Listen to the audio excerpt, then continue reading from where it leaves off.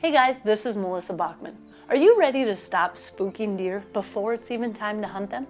Then you need the new Flex S Dark cellular trail camera from SpyPoint. With a no-glow flash option, long-lasting solar power, and a ton of settings that can be changed anytime through the SpyPoint app, there are no more excuses for letting your deer get wise before the season even starts. So check it out for yourself and see why the SpyPoint Flex S Dark is the unstoppable and undetectable scouting tool you need for your next hunt. At Midway USA, we put customers first. The Nitro Express shipping system is icing on the cake. It was a big investment of time and money to take super fast, low-cost shipping to a whole new level. The Nitro Express helps ensure same-day shipping and low shipping cost. We hope you enjoy the Nitro Express. We built it just for you. For just about everything for the outdoors, go to MidwayUSA.com. I'm Larry Potterfield with Midway USA. Thanks for your business.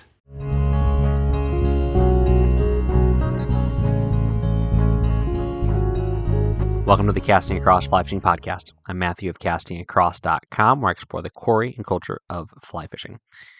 We are at the 361st episode of the podcast, and today we're talking about used fly fishing gear, where to find it, what to look for, and if it's something that you should consider doing when you are wanting to upgrade or add to your equipment. Now, a couple of administrative details before we dive into that. First and foremost, lots of great feedback immediately before and right on the heels of last week's episode, which was another kind of Q&A, listener and viewer and reader feedback episode. And so thank you, as always, for sending that stuff in. And that they just kept on coming. So, as always, definitely send things my way, and I will get back to you as soon as I am humanly possible within all the other things that I have going on. Second thing that I want to mention is that this is a special month. This is the 10-year anniversary of Casting Across this month. So there'll be some things on the website coming up, but I just wanted to throw that out there. But to the meat of the podcast, which is talking about used fly fishing gear. Now, for some folks, this is, and of course, absolutely, I'm never going to pay retail price. I'm never going to spend that amount of money. So all of my gear, I come buy used. And other people think like that's like buying a used sandwich. I don't want anything to do with that. And I think about that story. It's probably apocryphal about the guy who bought an expensive sports car and didn't want to buy it off the lot because it had a mile on it. He didn't want to buy it right off the truck because it had 0.2 of a mile on it. So he ended up driving to the factory showroom, and once it came off the assembly line, he got in and drove it out so that he felt like it was his from beginning to end. And I mean, we all fall somewhere in that continuum. Some people are kind of anal about their angling gear, and some people really don't care as long as it helps them catch fish. But I definitely think there is a time and a place for getting used fly fishing gear, and there is actually some, quote, used, unquote, fly fishing gear that is new. I know that for certain. So we'll talk about that here. So we'll talk about kind of some of the ins and outs of what that looks like, where you can find it, and then what to look for. So some kind of ways to look at used fly fishing gear, where you can find it, some of the different approaches, and also what to look for. So you may be a seasoned expert in buying used fly fishing gear, and if that's the case, stick around for 15 minutes. Let me know what I missed. Let me know at Matthew@castingacross.com so that I can do a part 2 and correct all of my errors, or add to it, I should say. And if you are a new angler, then this is definitely some information that could be beneficial to you as you are doing some shopping. Or if you have a bunch of stuff and you want to sell it, maybe some of this will give you an idea of how to make those listings look a little bit better. One of the reasons why I'm actually talking about this is that at the time of this recording, the late Dave Whitlock's wife, Emily, is selling off a bunch of his rods and reels after his passing was about, I think, 3 years ago. And I scrolled through that list, and there's a lot of great stuff there with good prices to be had. But I know, both from kind of maybe digging too deep in some of the comment sections, but also just from being in fly fishing for so many years, some people are going to say, that's old gear. Who would want that? Well, when you see a man who has, I don't know how many fly rods were listed there, 75, 100, even the old stuff is still going to be in pretty good shape, unless it was his absolute favorite rod or the rod they left in his boat or something like that. And I think this kind of gets to the first thing, which is there is definitely going to be some used gear that is very, very beat up. Recently, I was looking at an ad online for a particular fly rod that I've been interested in acquiring for quite a while. And so I actually found one locally. So I'm going to go cast it. And it was absolutely beat to junk. I think the only way to salvage this rod as anything other than a very pragmatic tool would be to strip it of all of its components, sand the blank, and start over. And at that point, it just isn't worth it anymore. But you can also find things that are in effectively brand new shape. And so this is where I kind of wanted to start off with. When you see used fly fishing gear, there's a good chance that the vast majority of it is going to be gently used. And so there's going to be some cosmetic issues. I would not buy gear unless you are adept at fixing, cleaning up, that has very noticeable problems in it. Most things, like a reel, may have some scratching at the reel foot. A rod may have some discoloration to the cork, which you can almost always get off. There could be, of course, scratches on the butt of the reel seat. But anything beyond that, guides that are having problems, reels that maybe have some rust. Just stay away from that. Things that maybe a reel, either a frame or a spool looks bent, it's just not worth it. In my humble opinion, it takes a special skill set to get that back where you need it. So there's stuff that's gently used. I would say that's like the vast majority of that middle portion of the bell curve. You have stuff that's beat to snot, and then you have stuff that's used, but it's only used because somebody has, this is a bad definition, used it. Maybe once, maybe twice. So a couple of things fall into this category. One is the reality that fly shops go out of business, or fly shops have to move inventory quickly. Some of the very first high-end equipment that I bought was from fly shops that put last year's stuff on sale. And as a teenager at the time, I would get on eBay and I would just scroll through these fly shops listings, trying to find things they were marking down that you can actually had seen they'd marked down a few times because they were just trying to close it out. But it was listed as used because they had it out on the floor. Maybe it was a rod that they used for casting classes.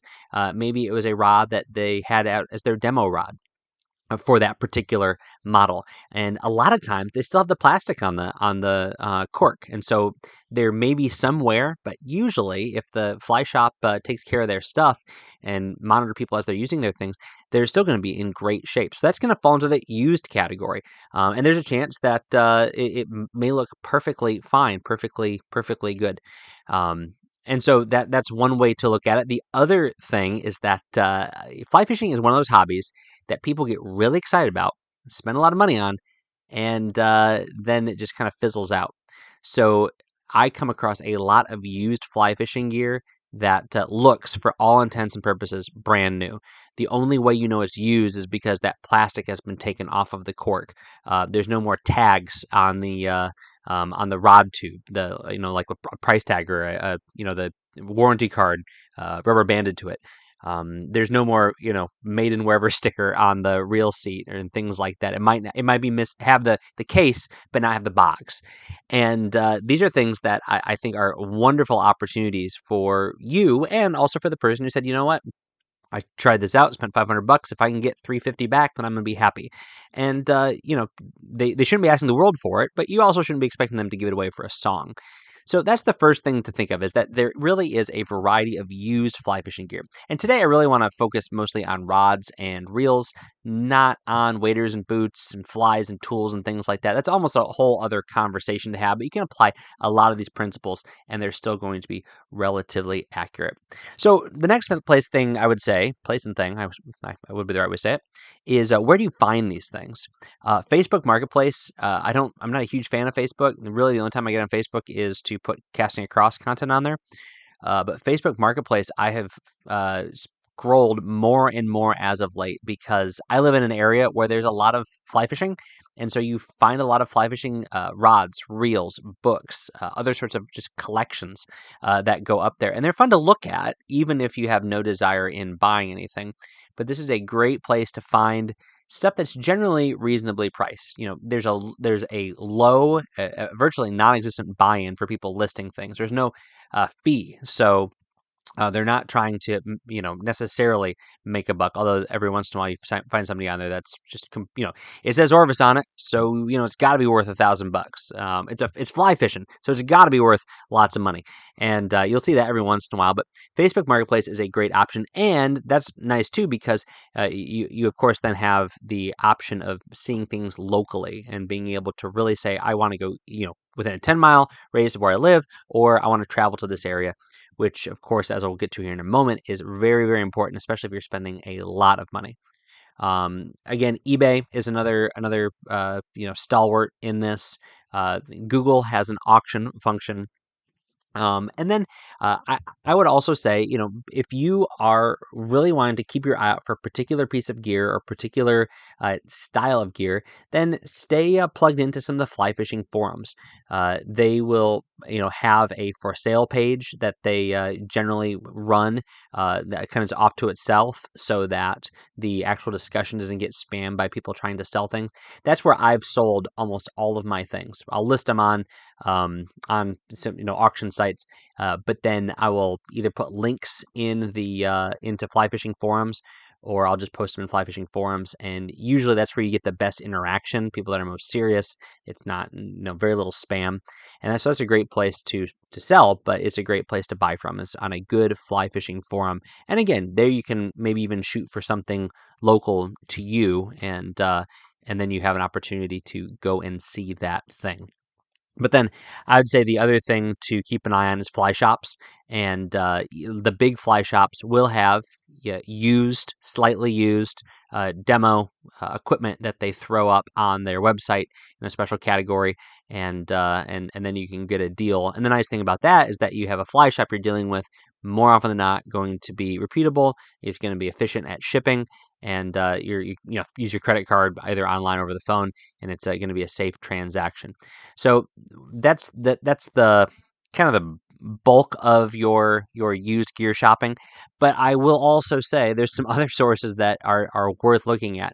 Yard sales and estate sales. Anytime I drive by a yard sale, I have keeping my eye out for a rod tube leaned up against a table, or fishing rods that are stacked up, and looking for anything that's 7 feet and above. A lot of times I pull over, scamper over to where that gear is, and it's deep sea stuff.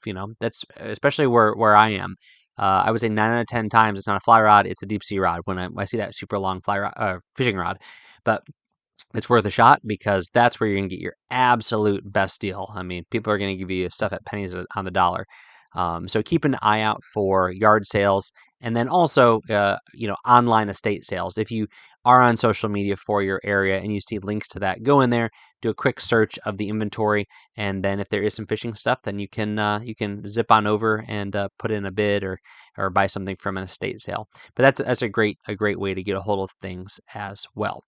Kind of circling back around. So I talked about used fly fishing gear. I think it bears mentioning that, especially when you're talking about stuff that's older, there are definitely places online where you can read reviews. So I always encourage people to go and cast a fly rod, play with a reel. It's a little less important with a reel, especially for like a trout reel. But definitely go cast a fly rod before you buy it.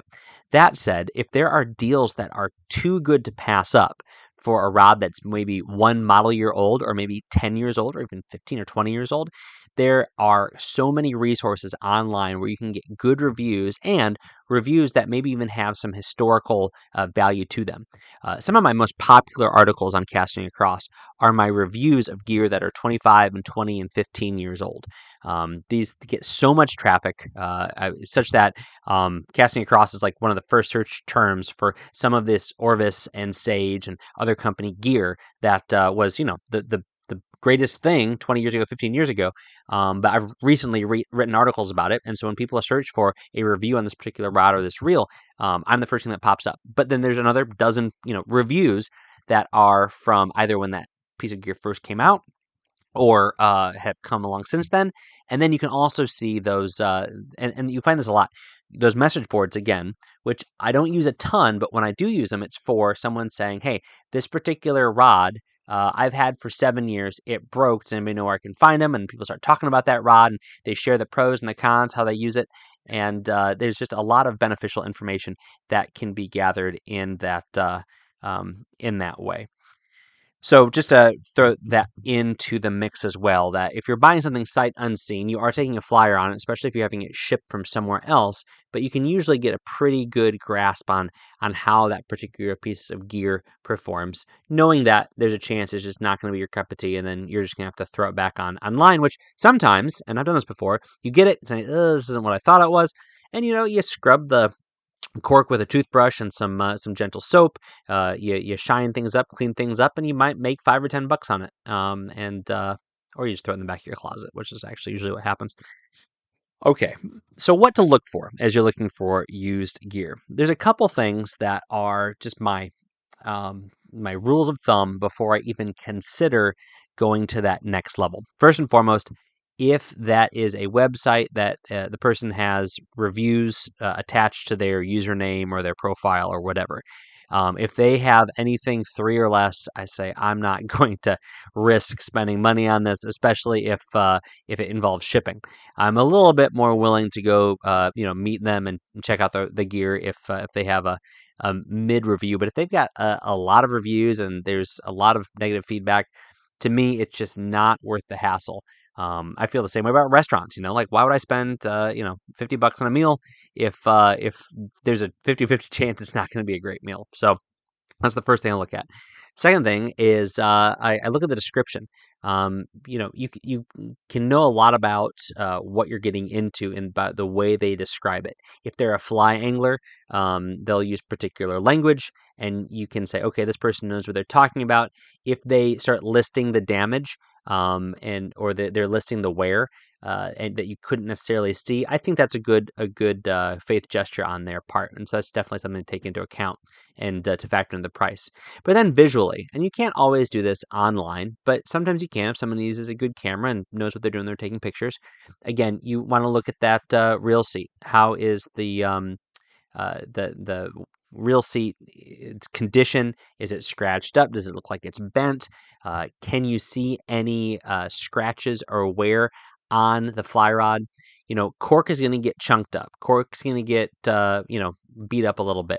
But if it's overly beat up, you can almost be assured that like if there's chunks missing out of the handle itself, even if you go down by the butt of the rod or up where your thumb would go, where it tapers down to the butt of the blank itself, you can probably assume that there's some more wear elsewhere on that rod because the person's been using a fly rod. But if you see scratches on the rod, if you see some visual deformation of the guides, those are things to be wary of.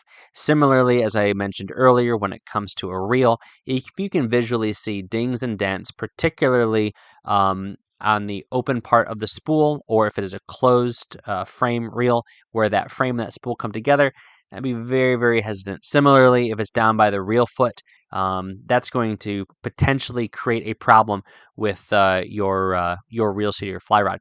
You can kind of chunk up a reel foot, that part of the reel where it attaches to the butt of the fly rod, and then you torque down your reel seat on your rod, and it'll conform to it. And now that rod and reel are kind of paired and they'll function just fine. But if you go back and forth, different reel, different rod, that's where you're going to start to run into things being loose, which we'll talk about here in a second when it comes to visually inspecting them if you get them in your hands or touching them. But those are a couple things to pay attention to with the reel. If you see the finish coming off of a reel, there's some places where that is potentially to be expected, especially if it's an open-faced reel. Maybe if there was a finish and it's starting to come off around where that reel is palmed, or even just around, not necessarily the side of the reel where there's the frame and the spool that come together, but the opposite side of the frame. That's when if it gets dropped or scuffed there, but it just looks superficial, then if you're okay to live with that, then that might be worth you saving $50 or $100. But then if you get it in your hand, whether you're at a yard sale, whether you meet somebody on Facebook Marketplace, whether it shows up at your doorstep after buying it at an auction, there's a couple things to look at real quickly. One of the things that I go to first is the condition of the guides, because again, the expense that goes into replacing all those guides, if you are not a rod builder, is going to make the savings that you had on that used gear maybe just not make a lot of sense. Unless this is a really, really premium rod or a collector's item or something you have your heart set on. So go to those guides, give them a feel. Are they nicked up? Is there a groove that's been worn into them because someone has been fishing with them really, really long, or fishing with dirty fly rods, or excuse me, fly lines? And you can usually see this in one of two places. The most you see it either in the stripping guide, that first guide up from where your handle is, or in the tip top, the very top guide. Those are the two places where you'll see it the most, but you can work your way down. And this might be very, very negligible. It might be they're just a burr that you can sand down, but that's the kind of thing you want to check out before you throw your nice fly line on there. So I look at the guides. I look at the finish of the rod, and I just run my fingers over it kind of at the same time. There's a good chance you'll feel any imperfections, any bumps, any nicks, any scratches before you see them. Very, very minor cosmetic issues in the finish aren't going to be a big deal with graphite or with fiberglass. You can kind of ride with those things. Check the ferrule. How's the ferrule connection look? Did they have some grit that got into either the male or female side and they put it together and it created a scratch and a gouge there where those go together? Again, if it's superficial, you're probably okay, but if it's deep, then that can cause some issues with fit. It can also cause some issues with moisture getting in there. So that's just something to look at. Moving down, is the handle connected well? Does it have any play, any wiggle on the butt of the rod blank? Moving down even further, some of the issues I mentioned before with the reel seat are the where the feet go. Are those secure? Are they rounded properly? There's no bending there.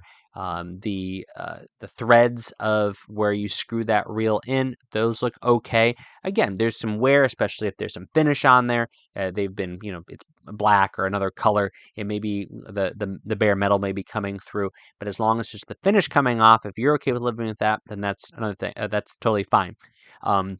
One last piece on this: if that reel seat is, because really you have the rod butt and then you have the handle and you have the reel seat and they all attach to one another, the reel seat can become loose. And again, that's a fixable thing, not the worst thing in the world, but if you don't want to mess with it, it's worth checking. Once you torque that reel down there, can you make that entire assembly move or not? With a reel, pick that reel up, I would throw it on a rod to make sure that the reel foot is not bent. I would turn it. I would turn it, and both for feel and for sound. You can pop open a disc drag only to a certain point and looking at it. Same thing with a click pawl. But if you reel it, how does it feel? If there's line on it, then you strip line off just in your hand. How does that feel?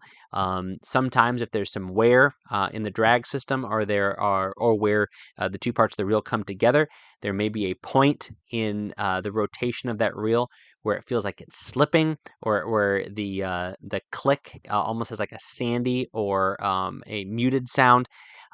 Stuff like that could just be like blowing it out with some compressed air, or maybe a good scrubbing and relubrication, but it can be indicative of a bigger issue. And again, is that frame moving, or that spool moving well within that frame without it rubbing or scratching in any way? Could be as simple as taking just a gentle file to it, or it could be indicative of something that's been jacked up. And that's true again for that reel foot where it slides into the reel seat. Make sure that that's not bent too much. Adjust the drag, tension it up, tension it down, make sure everything works, make sure the springs aren't bent. If it's a click pawl reel, just make sure the screws are in there. If somebody is, a DIY person, they've been doing cleaning, they've replaced right and left hand retrieve. That's one of those things, again, where you may be able to find a nice little machine screw that goes in there at a local store. But if you take it home, start fishing with it, and realize, it's missing a little piece, now that piece is $5 plus, $7.50 shipping and handling. Now your great deal is maybe not such a great deal. Just a few things to look for with the rods and reels. There's plenty more, and of course, if you can cast them, then cast them. I've cast rods that have like a weird dead spot, and come to find out it's because the like the ferrules don't attach right, and it's not the rod's problem. The rod makes problem. It's that particular rod has an issue because of the way it goes together or something that's happened to it. So that's again kind of a brief overview, really with just rods and reels in mind, of why and how and where and what to look for as you acquire used gear. You can find some absolutely great deals. There's some fly rods that are 20, 25 years old where I've got one of the line I would, gladly have. I've got the 6-weight, I gladly fish the 5 and the 7. I've got the 5-weight, gladly fish the 4 and the 3, just because I really, really like them. There are advancements in technology. I'm not one of those Luddites that just assumes that what we have now or what we had then is just as good as what we have now. There's some really, really nice fly rods today, but if you find a fly rod and then you like it, this is also another reason why to go after used gear. I know there's a couple fly rods I have now where if I were to lose it or break it, I would go out and try to find a version of that same piece of equipment in good condition. So there's a lot of reasons why you may be diving in to Facebook Marketplace or on eBay and trying to look for some more gear. All right, this week's content. Monday's article is called Rusty Flybox, Texas. I just got back from the Lone Star State, but I put this article up because it had 3 posts, a video, an article, and actually a series of articles, and a podcast all about Texas-related stuff, specifically Texas or Texas adjacent. So you can check that out. The podcast episode there is actually on warm water fly fishing. And then Wednesday's article was called Video, 2 books for anyone who loves the outdoors. So I think out of the nearly 35 videos I've done over this year for fly fishing book reviews, this is only the second and third books that are not explicitly fly fishing, but they're still books that the fly fisher will love. So definitely check those out. They're 2 books you probably know, but if you know them and haven't read them, or you don't know them, you are welcome. These are phenomenal reads. This week's recommendation is a piece of gear that I have really enjoyed. I've fished the 7.5-foot 3-weight and the 9-foot 5-weight. It is the Risen Fly Fishing Genesis. Risen Fly Fishing is out of northwestern Pennsylvania, and they did a great job sourcing and putting together this inexpensive fly rod. It is running right now retail $129 for both of the models that I mentioned. You can get some heavier ones that are more expensive, but Risen almost always has some sort of sale going on. Free shipping once you hit a price like that. A warranty and phenomenal customer service. So not a lot of bells and whistles with this rod, but it does exactly what you're going to want and need to do.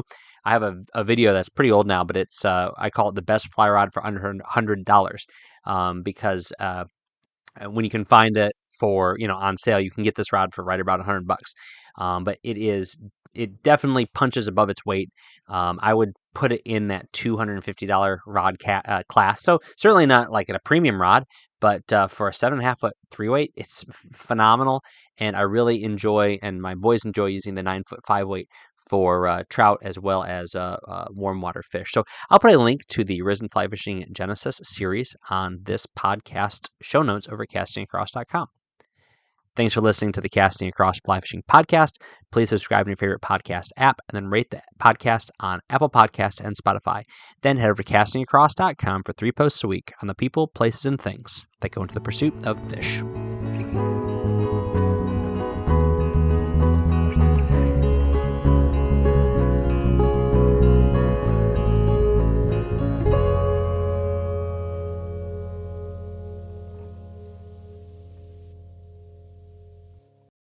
Bow hunting all comes down to a moment. And in the moment, you want equipment on your bow that will get the job done. Trophy Ridge products are the tools bow hunters trust. React technology sights, rests, stabilizers, and quivers to help a bow hunter be successful in the field. And those tools are from Trophy Ridge. Outdoors isn't just a place, it's a lifestyle. Experience the action and unforgettable stories with Silver Kings, Sundays at 8 a.m. Eastern on Waypoint TV. Wherever adventure takes you. Waypoint TV, your destination for outdoor entertainment.